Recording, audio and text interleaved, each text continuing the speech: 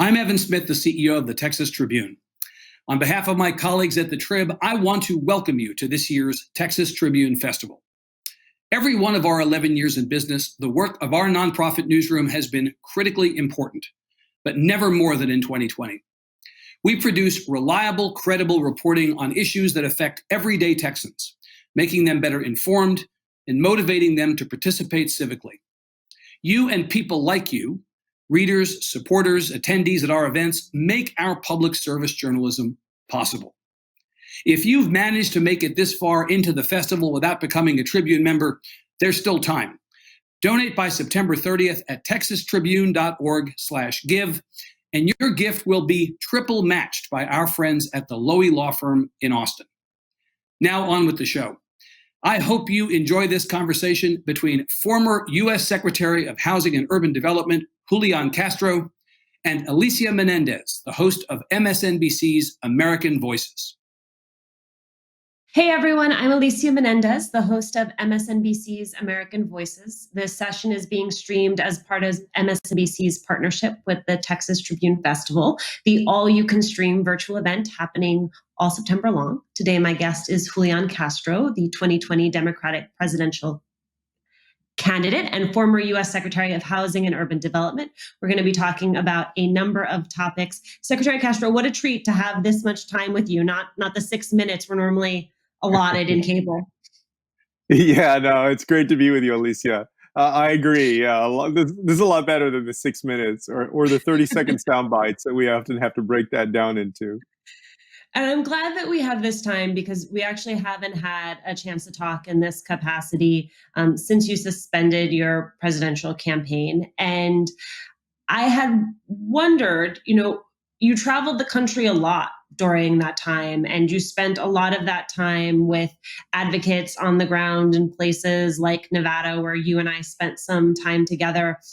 And when you get to travel the country, you develop much more of a composite picture of where America is right now and what Americans are going through. And so I wonder for you, obviously that period of time has changed tremendously given this pandemic, but what most stood out to you as you spoke and spent time with Americans across this country?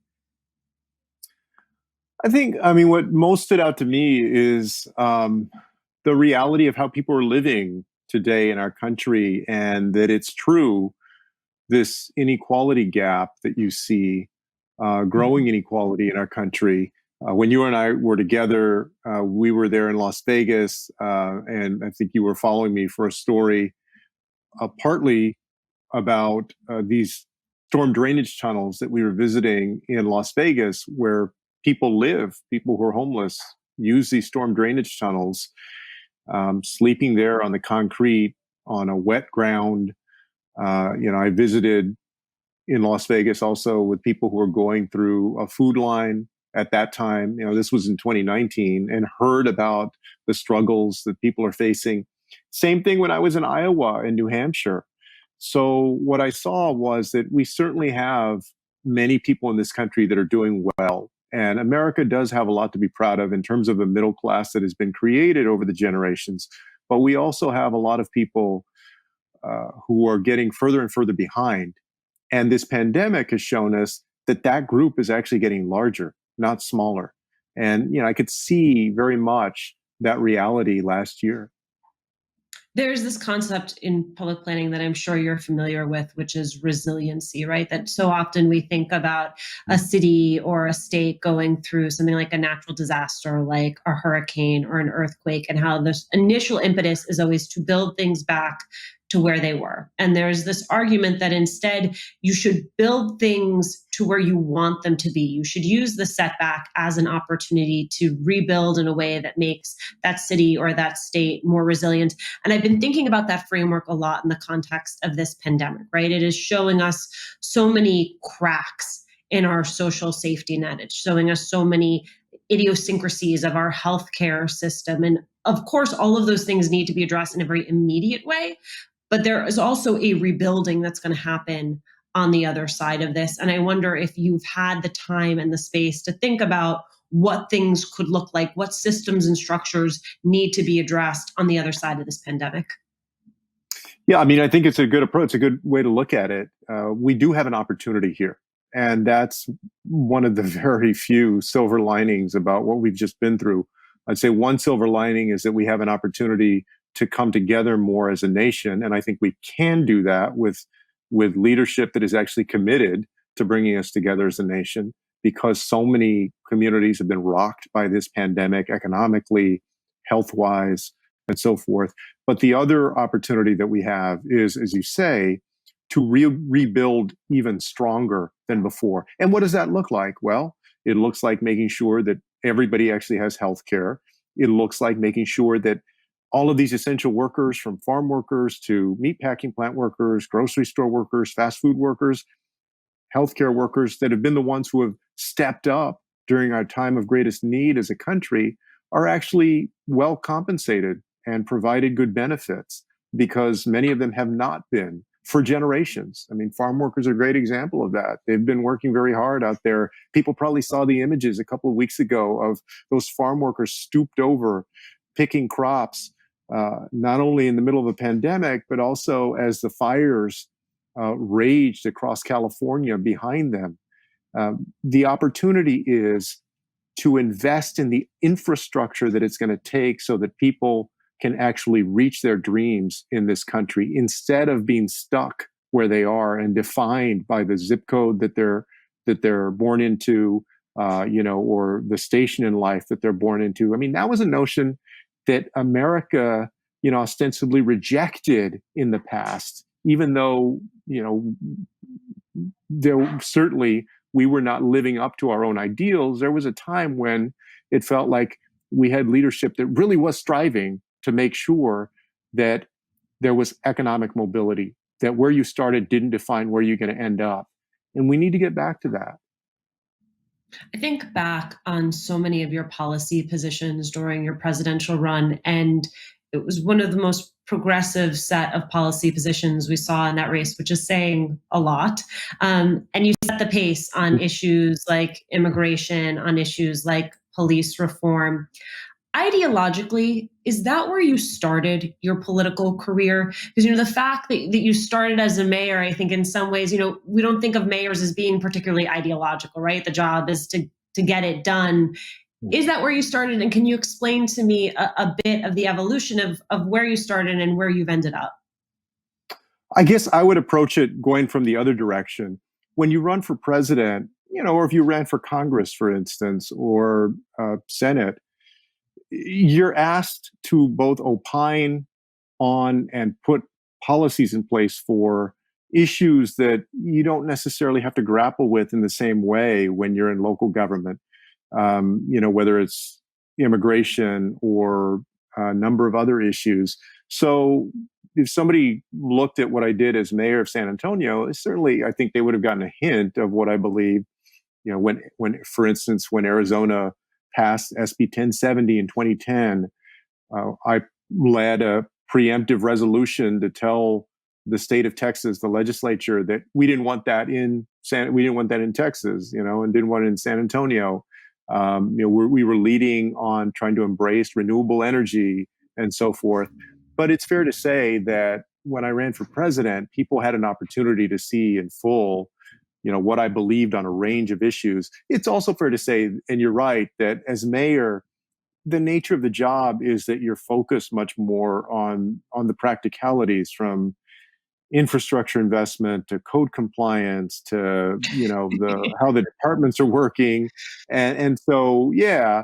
But even then, the thing I'm most proud of was that we put before the voters of San Antonio an 1/8 of a cent sales tax increase, which they approved, to invest in high quality full day pre-K. Because I felt like it was not enough as a community for us just to get the basics right, that you had to direct your attention and your resources to actually creating opportunity for people that were getting left behind. So I think the seeds of that were there, but it's fair to say that not until I got to HUD and then especially ran for president that people really get to see my view on a whole range of other issues. Can you talk to us though about how those ideas come together? Like, is there a party that has to sit down and actually think through these things, has to like sit down with a team and game out what that looks like? Because there are a lot of things you're not called upon to have an opinion on, and then suddenly it is really critically important that you do. I imagine that there is actually work that goes into that. Yeah, I mean, there absolutely is. Any presidential candidate that tells you that they have the answers or know every little policy question that comes up is probably not telling the truth. Because when you're running for that office, you're dealing with um, everyday citizens that have questions and interest groups, frankly, that have questions.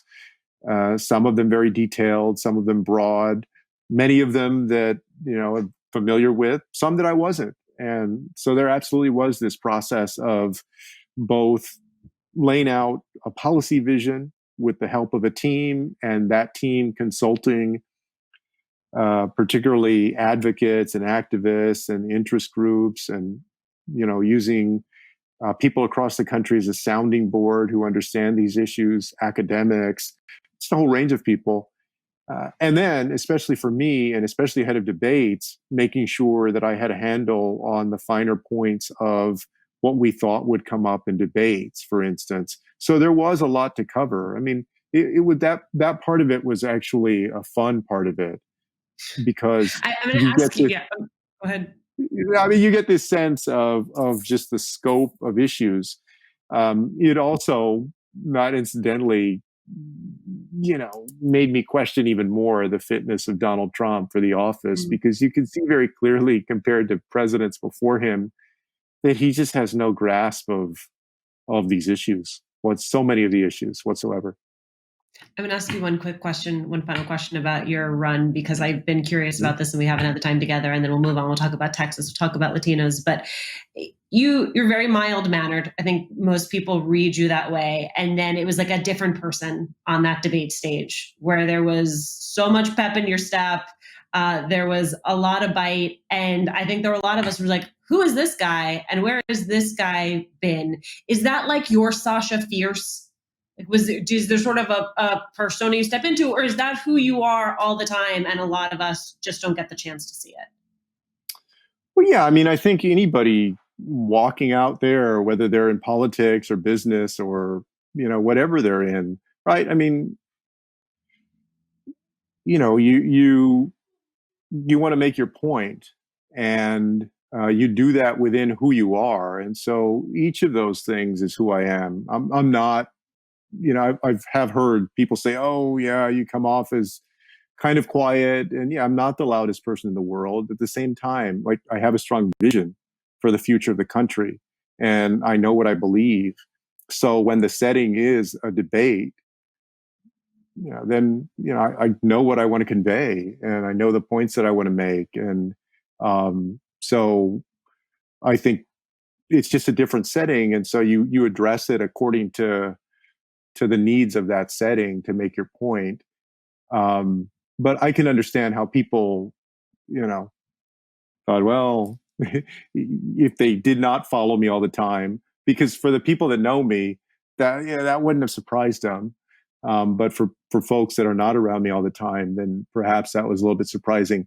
Also, it doesn't help when there are like 9 other people on the debate stage, because you need to make sure you don't get lost in the shuffle, right? So totally. I mean, in some ways, it's like there's a flattening of who you are, and I'm going to use that as a segue into the fact that you and I are called upon often as individuals, sometimes together, to talk about the Latino vote in this country, because that too, there's sort of a flattening effect that happens there, where, for example, right now, there's this entire conversation about how Joe Biden and Donald Trump are doing with Latinos. And it's really hard to have that conversation because we're not all starting with the same parameters. So the parameters I would start with are that any Republican candidate in a normal environment, whatever you consider a normal environment to be, would get about a quarter to a third of the Latino vote. That fact, even though it's historically backed, I think still surprises a lot of people, right? That a lot of people say, but his immigration policies, but the wall, but kids in cages. And it's like there is a segment of the Latino electorate for whom that is not mobilizing at all. And so I wonder how you explain that to people when they look at this electorate, which is deeply complex, not at all monolithic, how you capture why it is that there is a significant portion of these folks that are going to vote for Donald Trump.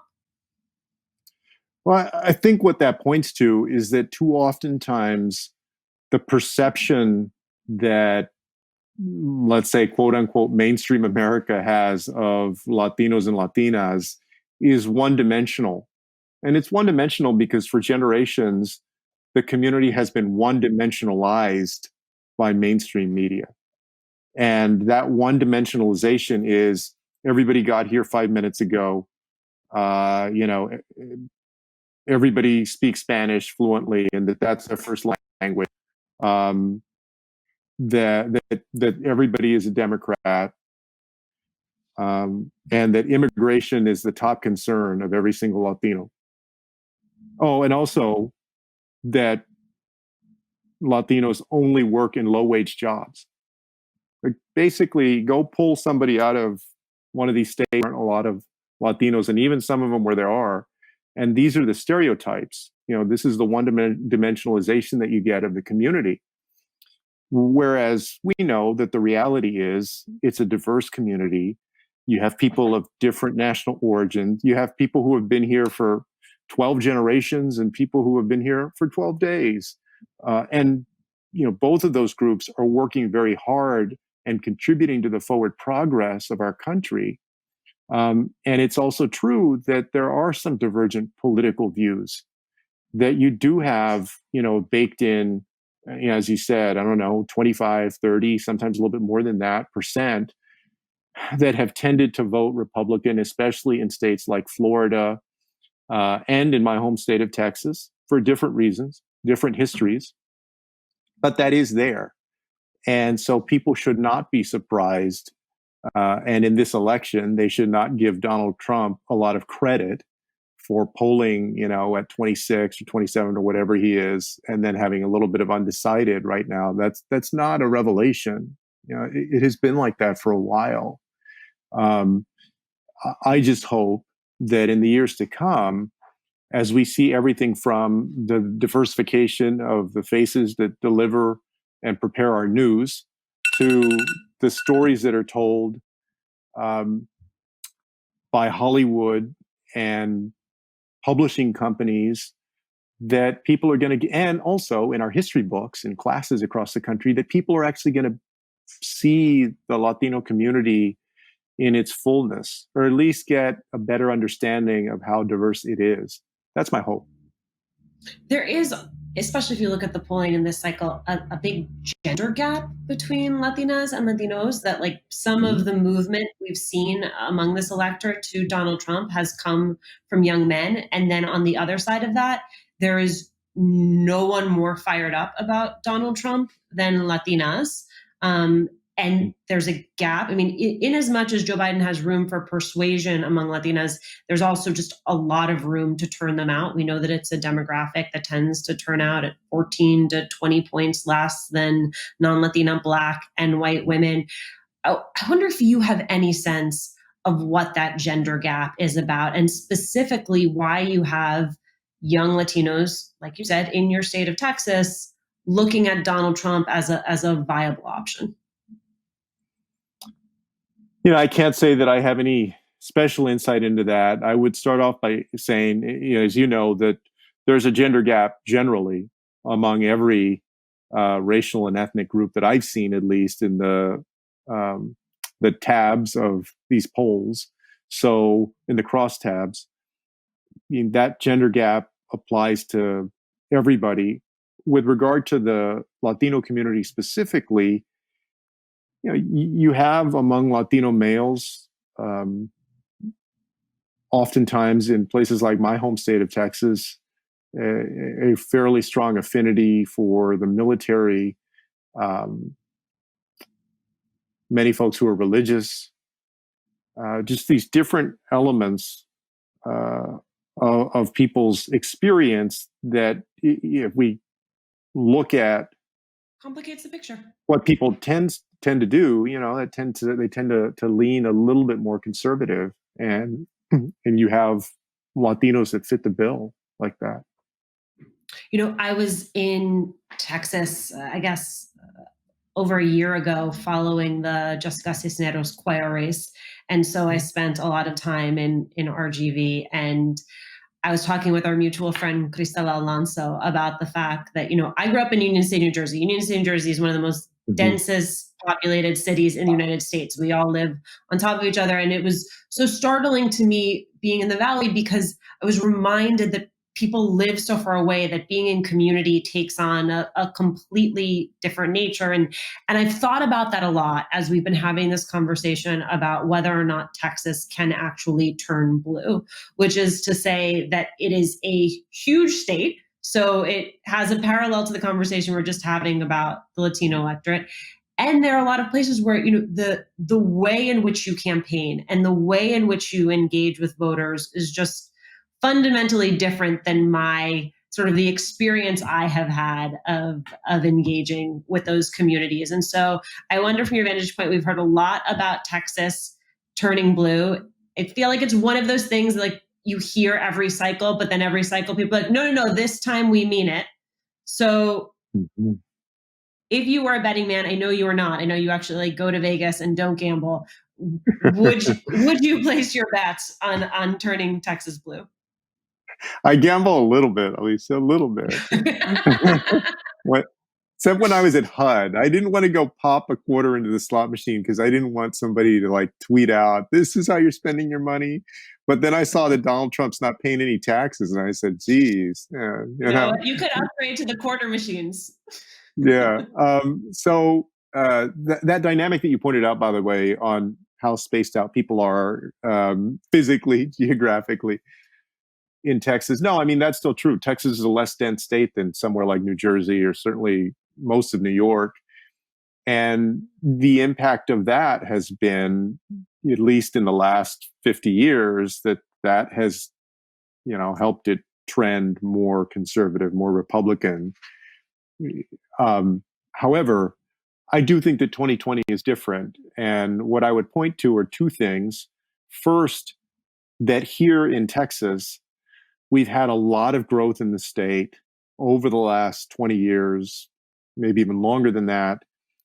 People that have been coming into the state that generally have had more moderate views, people moving in from whether it's Arizona, California, Florida, a number of places that have been moderating the state. And you see that in the suburbs of Dallas, Houston, Austin, San Antonio. And then secondly, the demographic changes that everybody always writes about and talks about on TV, which is to say the growth of the Latino community and also the growth of the Asian American community that really has not received as much attention, but it should, because it has helped propel counties like Fort Bend County that Tom DeLay used to represent, which is right adjacent to Harris County, totally suburban, but now very diverse, including a lot of Indian Americans. Those two factors are coming together in 2020. And just today, we saw another poll, 48-48, Biden and Trump. And so I tend to believe that this cycle, it is a very close race here in Texas. And I think that Biden can prevail. We're only 9 seats away from taking back the Texas House. That would be fantastic right before redistricting. And we have a shot of taking back one United States Senate position from John Cornyn, which would be the first Democratic senator, would be MJ Hagar, first one in 30 years.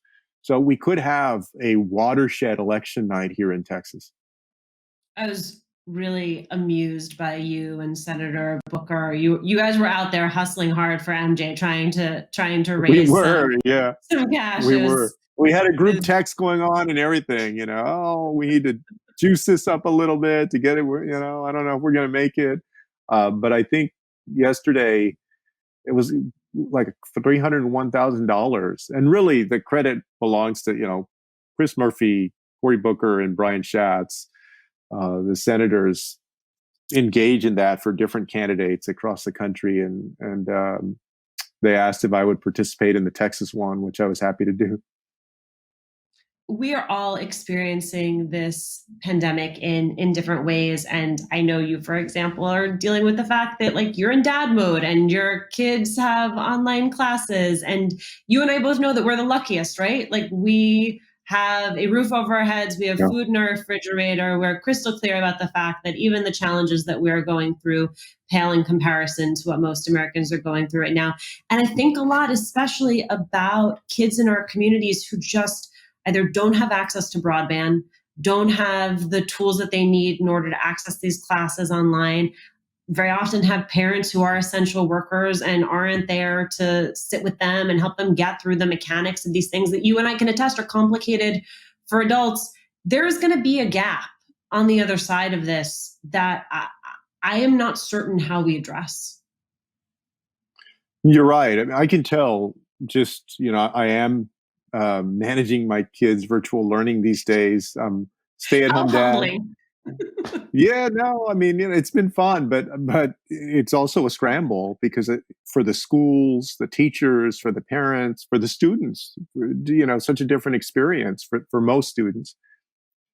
And I've told, my wife Erica on a couple of occasions, just what you said. I mean, I know how fortunate we are that I can't imagine how some of these parents are dealing with this if they lack the technology, the devices, and even if they have that, if they don't have a background in these, the Zoom app and Seesaw and any number of other apps and staying on top of it. And then if they have to work themselves and they're taking the kid over to their grandparents' house or to a neighbor's house, I really believe two things about that. It's putting a lot of stress on families who are already stressed. And then secondly, that I think the kids are at most getting, 60% of the learning experience. I don't think that they're getting nearly as much out of it as we would hope. At least that's my firsthand impression of all of it. And it's not because anybody's doing it wrong. It's because of the limitations of this system. And also for some families, because our system, our larger system, has failed them. I want to ask you one more policy question before I let you go, which is about the protests that we've been seeing across this country. Of course, the most recent protests tied to, the Breonna Taylor case. I think of you as being someone who is both incredibly optimistic and idealistic, but also very practical. And so I wonder, as you see protesters come forward, with the list of demands, what you think is within the realm of possibility to actually get done when it comes to police reform and justice reform.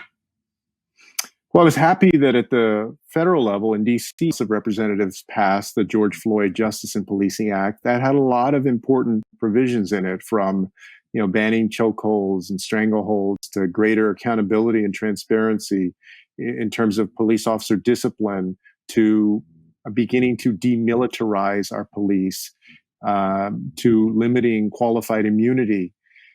Now, that's landed with a thud, like so many other things, on the doorstep of Mitch McConnell's Senate, and it's not going anywhere, but that could change next year.